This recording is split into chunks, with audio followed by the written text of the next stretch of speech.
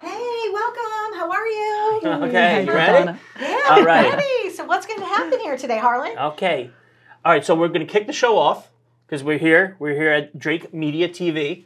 This is the first time we are taping Soul Free, which will now be seen around the world on BINGE TV, as well as everything Drake Media TV does. You'll be able to listen to it, obviously, on Apple Podcasts, on Spotify Podcast, on iHeart Radio, 7 other platforms. I gotta be honest, I don't even know what they are, but I know we're on them. We're on everywhere you could ever have. Yeah, wherever you can be. And Harlan, who is your guest? Who is this lovely being? So we have Jadie here with us today. Hi, JD. Jadie, Hi. and we're going to get to Jadie's whole story in a little while. Cool. And I mean, should we start this? Should we kick it off? Should we do this real official? Okay, wait. Like, drum roll kind of Yeah, thing? drum roll. Ladies and gentlemen, boys and girls, coming from Drake Media Studios, part of the Drake Media Network, it is Harlan Friedman, and it's so free. Here we go. Here we go. Until we get theme music. Yeah, right? until we get theme music, it's going to be just a Cue. calamity of things Yes. until we're ready. But Take- once again, have it's a- soul free. It's your home for sneaker and hypebeast culture. We talk art, we talk fashion, we talk culture, we talk everything here on this show. And once again, you can hear us around the world on Apple, Spotify, and iHeart Radio. And now you'll be able to see us all over the world on BINGE TV, which is amazing. We thank Donna Drake and the Drake Media Network so much for this. We have a very special guest here today. We have Jadie. Ready for this? Yes. Meprivert. Yeah. Meprivert. Said it right. Come on now. Right? Yes. Right? And she's amazing. And we're going to get to the reason she's here in just a little while. But for the people who are listening for the first time or obviously watching for the first time, we want to give you a little history. We want to give you a little history of who we are and what we do. I was the fat kid who really couldn't fit into cool clothes, but sneakers were always my thing. And basically, I'm gonna bring out something a little special, JD. May I? Yes. May I? My love for sneakers, my soul was opened in 1985 when these came out. We know what these are. Okay? So for our friends listening on our podcast, we just took out the original 1985 Air Jordan 1, the Chicago Toe. The story was this is the second Jordan that came out. The original was called the Band because it was all black and red. And at the time, NBA rules were, ready for this? This is kind of shocking. Your sneaker had to be mostly white to be on the court during the NBA games. Shocker. Anyway, so what do the geniuses at Nike do? They come back. They say they take the Chicago colors, they take the white from the uniform, and they make the holy grail of shoes. You have the red tip, you have the black collar, the white quarter panel, the black vamp.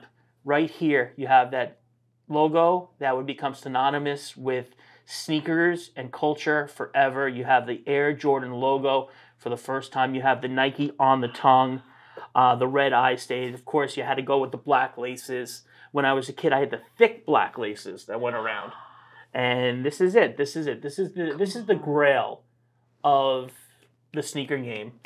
And a dear friend of mine found these in his attic. He found them and he said, "Here, take these, show them to the world, have fun with them." So, Daryl Ronaldo, if you're watching today, we love you and we thank you for this blessing. And I mean, just look at these. They're beautiful. Right? Ooh. Right? Come on. If you want to take a selfie with these, JD, Yeah. if you want to, pop the socials a little bit, you could totally do that. So, that's where this show is born out of. It's born out of the sneaker culture. There it is. See, I like that. I like that. Thank you. I'm going to go hard with them, right? It's born out of the sneaker culture. And what we also do here for our listeners who, are longtime listeners, we talk about what's going on in the sneaker world right now. And one of the biggest stories in the sneaker world right now is the Air Force One, the Nike Air Force One City Edition white on white. This is a sneaker that if you're into sneakers, if you're into the culture, the Air Force One is as synonymous with your life as a pair of socks or a pair of underwear is. You don't buy one pair. You buy 3 or 4 because the second there's a mark, the second there's a dash, the second, there's something that you can't clean off of the Air Force One, they're done. They're done. So there was a shortage on this sneaker. This is the Air Force One white on white. So what happened for the first time in years, around the holidays, Nike raised the price on this sneaker. And there are two different kinds of sneakers. There's a production model and there's a specialty shoe. And with the specialty shoe, sorry. This is the first time that we're recording this show. Yeah. Technical thing. I said keep going, but you just didn't know that. Keep going. This is cut. This is keep going. So keep going. Okay. Part of the show. Okay, so we're gonna do that. Okay, so we're gonna do that. So there's production shoes and there's specialty shoes, and for the longest time, this is a production shoe that's been around forever. Nike, on their website, raises the price from $90 to $100. Ooh. Collectors, resellers, just fans of the shoe buy out the sneaker immediately. You can't get the shoe anywhere. Donna actually grabbed a pair and ran off set with them. And it becomes, all of a sudden, it's the hardest sneaker in the game to get. And we have a new pair.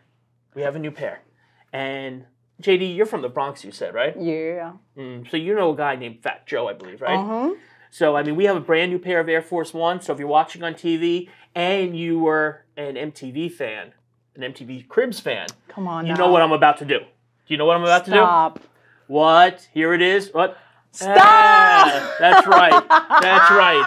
We just went Fat Joe, Air Force One, Terror Squad, Bronx is here in spirit. We love you guys from the bottom of our hearts. But the Air Force One, it's starting, they vamped up the production on it. We're going to see more on the market now. And I got to tell you, where I got this pair, of all places? Foot Locker. Come on. Foot Locker. It wasn't at Kith. It wasn't at Up NYC. It wasn't at any of the specialty stores, right? I would have went to Fight Club, but they're like $150 there. And I'm not paying above retail for Air Force Ones. I can't do it. So, Foot Locker. Sometimes you got to go home again, right? Gotta keep it real. Sometimes you just got to go home again. Another thing that we do talk about here on Soul Free, and this is the main reason we're here today. Of course, there's a lot of great sneaker releases coming up. There's a lot of fun things that we're going to be talking about in the future. We love our friends at Hypebeast. Hypebeast News, you can get all the latest sneaker drops. We get a lot of our information from them, and we love sharing it with you. But today we have a very, very, very special thing going on here. Like we said, Soul Free is about the culture. It's about art. It's about fashion. It's about food. It's about sports. And we have a great story today. So we have Jadie Meprivert. Right? Seriously, for a white kid from Long Island, can you get any more French than that? Je m'appelle Harlan, tu s'appelles Jadie. Oh, oui. All right. So Jadie is cultivating a very special project. The project is called Reclaim the Child, and basically, just to give you the background of it, and then we're going to get into it with Jadie because obviously this is her passion. This is her what she does now. Elihu Yale, who is the namesake of Yale University. Yes. So anybody who's ever heard the word Yale should know who Elihu Yale is. He's the reason for the university. And of course, when you name a university and you're the benefactor, you get certain perks around the campus. They might have a statue, they might have a picture, they might have a building. In this case, there was huge, do you know what the size of the portrait was? About 6 foot, 8 foot, yes. Right? Of his family. And at the end of the portrait, you see a young black child in his Sunday best. He's dressed to the nines, and he has a metal collar around his neck. And obviously, in this day and age, with a lot of the things we've been through in the past few years, not that it was ever okay, but it's especially not okay anymore. And you can't get away with, it's the benefactor of the school. You can't get away with things like that anymore. So Jadie is cultivating a group of artists, 100 artists, and this really touched my heart, and that's why she's here today with us, to #Reclaim the Child. Everybody is taking this painting, and they're doing their own version of it, whether it's sculpture, whether it's mixed media, whether it's oil, whether it's acrylic, whatever it might be. in whatever, whatever format it might be, and they're giving this child a voice. And I think it's one of the most beautiful projects I've ever heard. And JD, I hand this over to you. I ask you to, first of all, thank you so much for coming out here today. Thank you for having me. Of course. And talk to us. Talk to us about the project. Talk to us about this child, and we'll get into it from there. Thank you. Well, thank you, Harlan. It's a pleasure. It's such an honor to be here on the show and to be able to voice this out and to be able to share this project with viewers and with everyone watching. I think that just like how you said Elihu Yale, right? How you started talking about Elihu Yale, most people don't know. No. Right? No. It's a piece of information that if you're not in close proximity to it, you wouldn't know. And shockingly, they never invited me to Yale. Shockingly, I mean, I was looking through the college things when I went to the college, and I was like, it's so weird. I'm getting all these letters, but none are from Yale, Harvard, Brown. It's so weird. All these other schools, but I must have missed the Yale letter day. Yeah. I'm telling you, and you're not the only one, actually. But you're smart. I bet you got the letter. Actually, I applied to go to Yale, and it's really a special story. So it begins there, actually. I applied to go to Yale, but I didn't get in. Right? Screw them. They don't need you. You don't need them. I didn't get in, and it was so humbling, in all honesty, because I wanted to pursue my art career. I wanted to continue my art career. Right. And this is one piece of information that most people don't know, is that when I applied to go, I also signed my lease, right, to move to New Haven, to move to Connecticut. And I got the news after I signed my lease. Wow. So my mom and my family had already done all these efforts just to move me up in there. Yeah. And so I'm there, and I'm wondering, okay, what do I do now? Right. And I decided to stay. I fell in love with the community. I fell in love with the town. I fell in love with the city, the efforts, the vibrancy of the life of artists, the equity, all the efforts that city makes. When it comes to change, when it comes to social justice, social change, artists are right in front of it. And it's not just one person, but it's the entire community. You have an entire BIPOC, Black community there that watches after each other. They know what it's about. They know how to enact change. And it's so special to see that. And so I fell in love with that. And in the meantime, while I faced, this reality that I wasn't going to that school. Right. Did you pull a Rudy? What do you mean? Did you go to the school next door and oh my God, play football for Yale, and you just kept trying and getting your grades good? Well, I wanted to try. I wanted to keep trying. That's what I mean. I wanted to keep trying. Good idea, though. Right. Yeah. Right? Okay, so just walk me through briefly. You're on the Yale University campus, and you see the painting for the first time. Tell me, what did you see? What were your thoughts? Yeah. So I was really brokenhearted. Yeah. It broke my heart completely to see this painting because we have no recollection, no data whatsoever about who this child is. Right. Right? No article, though definitely there's definitely been research done on this child and other articles and news that have come up and so well, why is this painting hanging there? It definitely broke my heart to see that there was no data at all, no history at all behind this child. And we know who Elihu Yale is. We know who his future son-in-laws are. There's probably novels and novels of information about them. But yet, this small child, nobody even bothered to ask his name. Yeah. Wow. So unfortunately, and this is the thing, even in my own research, of this painting, you obviously see the span of this man's life, right? And much like history, when you go back to the 18th century, you see a lot of paintings, a lot of portraiture, 18th century portraiture, British portraiture. What makes that up is just like this economic statement that people at that time, clergymen and women, and for a better lack of word, slave owners are making an economical statement with what they own, right? They're poised right next to what they own. And so they're making a statement of what they own, what their lands are, how much money they have. And so this painting is no different. Right. This painting is no different. And again, it reinforced that for me to see that painting and to say, well, what is being done here? right? You see one of the most prestigious colleges in the nation, if not the world, with this painting here, and then 5 blocks away, and this college sits in an endowment of billions of dollars. Right. But 5 blocks away, you see homeless people. You see a Black BIPOC community suffering in and of itself, right? And it's sad to see that. It really is sad to see that when we see organizations or places that perhaps don't serve, right? The people that they need to represent. And so I started asking questions. I started, well, who is this child? How do you feel about it? Predominantly, you have a predominantly Black community right next door, and they're walking in, seeing this child in this museum, and there's children. There's children, and so growing up, I never really saw people that looked like me in art, in places in titles of power that were inspiring, right? And so, Reclaim the Child is a call to art. It's a movement. I love it. I love it. And I'm going to let you obviously step in and explain it further. But once again, Reclaim the Child.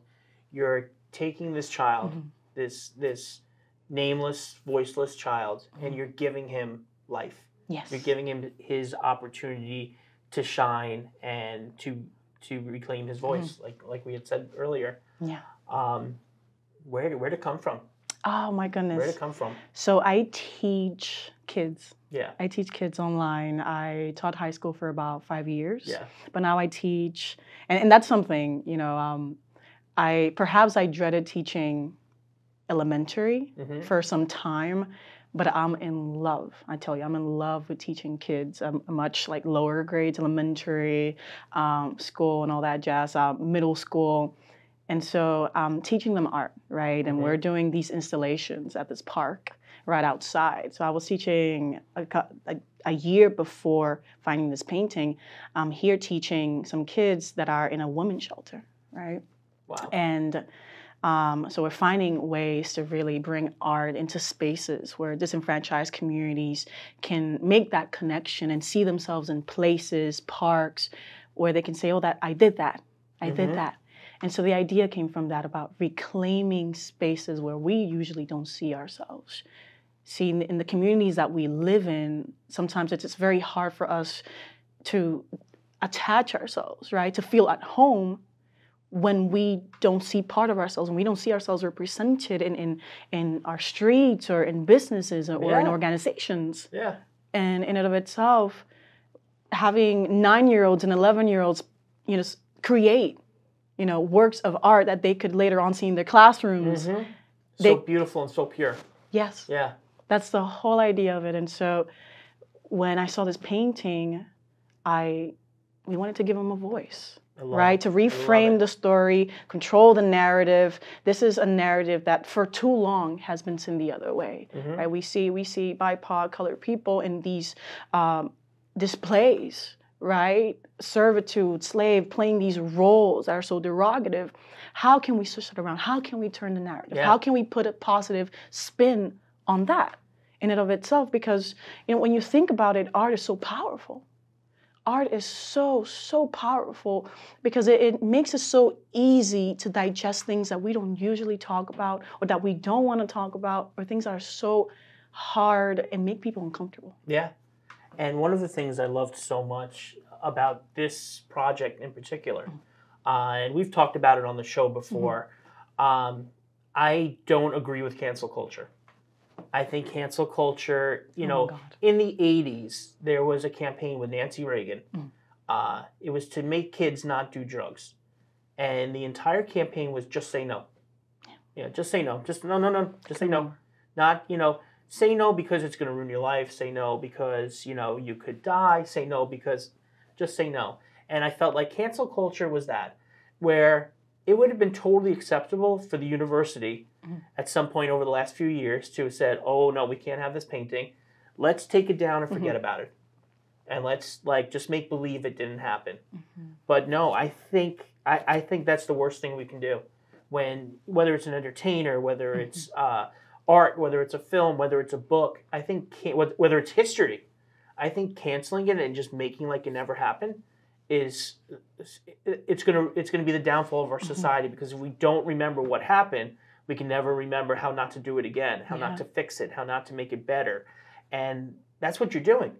You're taking history and you're rewriting the narrative on it. And you're doing it in a beautiful, touching, artistic way that's going to make the generations to come, think of the scholars that are going to walk through that university. Think of the people who are going to walk through there on tours, and the tens of thousands of people that walk through every, day. And they're going to see that painting, and they're going to see this project. And I think, please, thank you. Thank God. It's honestly, and the key point here is education. I totally agree. Cancel culture in and of itself is just like, it's ridiculous. But and really it comes in doses. It's like, oh my gosh, I don't know where to begin, but in and of itself, the key point here is education. If we're able to educate people, right? If we know our history, then we can do something about it. Because, when you look at the scope of what we've been through, that last year alone and the year before with the pandemic, protests, right? BLM, it's beautiful, right? Right after being cooped in, people come out. And now you get this unifying message, unifying voices, and it's so beautiful what happened that summer, right? And what was clear to me is that people are ready. People want to talk about this. People are ready to stand up for something that is purposeful and that means something, right?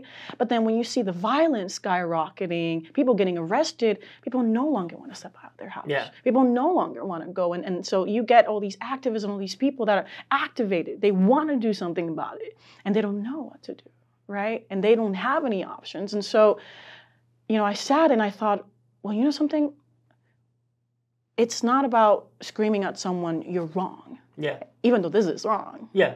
It's not about telling someone that, well, look at this policy, look at the history, look at the receipts, look at how people have been treated throughout history, look at the atrocities, right? Because Elihu Yale, you say this word merchant, and you might see it in the Wikipedia, merchant, but really he's a slave trader, and he profited from that. And then you get the school that's named after him because he donated part of that, right, to the school. And so, when you see these atrocities and you stand and you want to fight against it, and then you have what happened 2 years ago, I sat down and I thought, something, how can people continue to have this conversation, which isn't old, Harlan? I'm not the first one. Right. Right? Right. I'm not going to be the first, the last either. But it's a continued conversation that we need to have with sensible and smart solutions, right? And at the heart of it, there has to be education. That if we pinpoint a problem, if we're ready to expose a problem within our society and our system, that we're able to say, well, here's a sensible solution. Yeah. It's not about me. It's not about what I can do for you or anything like that, but this is a platform where everyone can have this conversation. Yeah. You and I, artists, community members, even the school can have this conversation. Students can have this conversation. Children can have this conversation, and we can teach other people how to heal.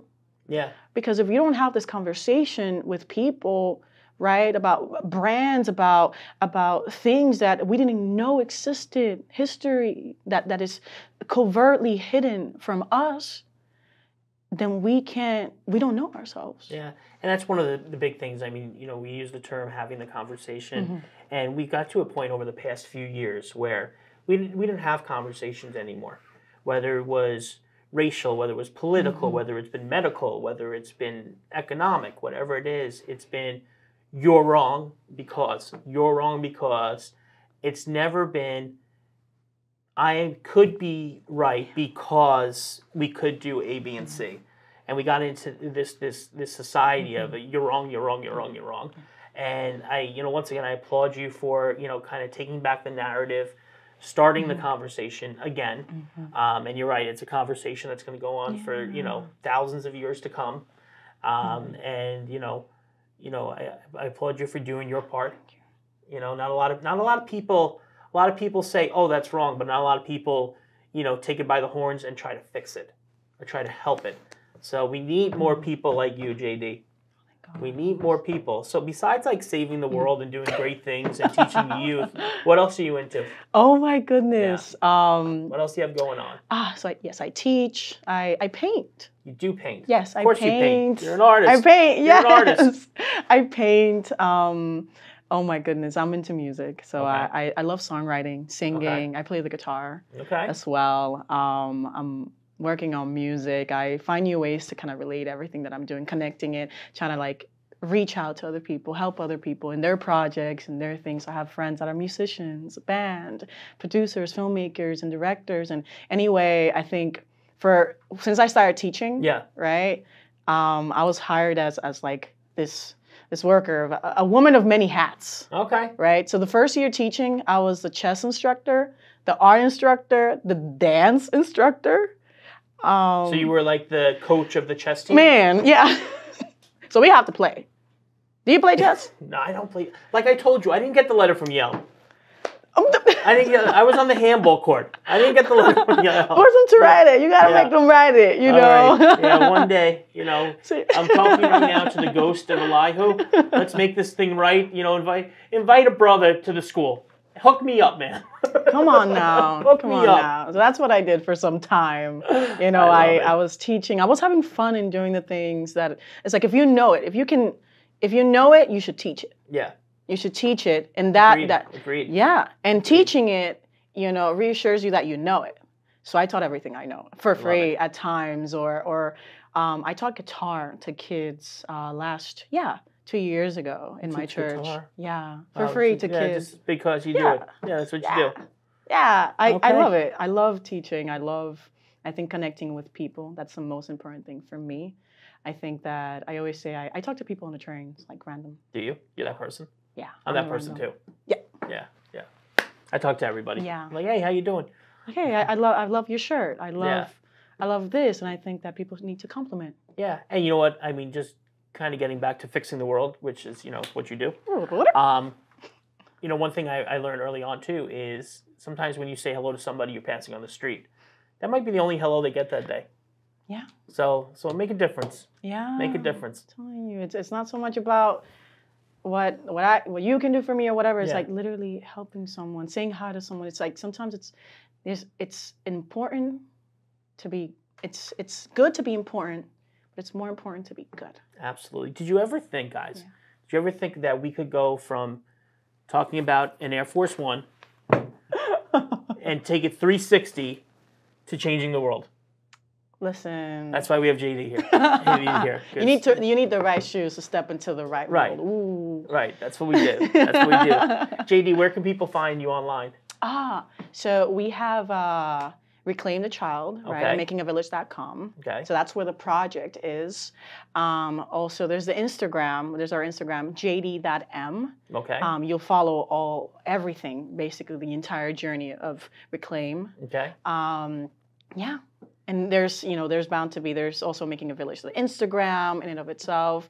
And there's more artists that are coming into the fold that are sharing their progress. Love it. And so it's amazing. Love it. It's hashtag Reclaim the Child. Right. Can I try? Can I try to make an art? Please? Yeah? Please, listen. Something that I heard is that movements like this are in the multitude of voices. Exactly. And sometimes all voices aren't as beautiful as some. So, all of them. Everybody has a voice. Everybody has a voice. I'm on the, my voice might not be gorgeous, but I will do my best. I will do my best. Once again, it's hashtag Reclaim the Child. Jadie, ready for this? Meprivert. Thank you. Thank you so much. It. Thank you so much. And thank you to Drake Media for having us. Drake Media TV. We are so excited to be part of your family. Binge TV, watch out. We are going to be on every one of your downloaded stations, on every smart TV in the world. And once again, you could always find us on iHeart Radio, on Apple and Spotify Music. Just search under Soul Free Radio Network. That's SOLE Free Radio Network. Also find us online at soulfreeradio.com. And you can buy all our merchandise there. And of course, you can find me on Instagram at @theofficialharlan. And doesn't that sound like The Official Harlan? Like this is it. This is the official Harlan. hashtag underscore. Right? Let's see those moves. Can we go out with those moves again? Let's just do it. Let's do it. Let's do it. Okay. All right. It's Soul Free. Thanks for listening. Thanks for watching now. We'll see you later. Bye-bye.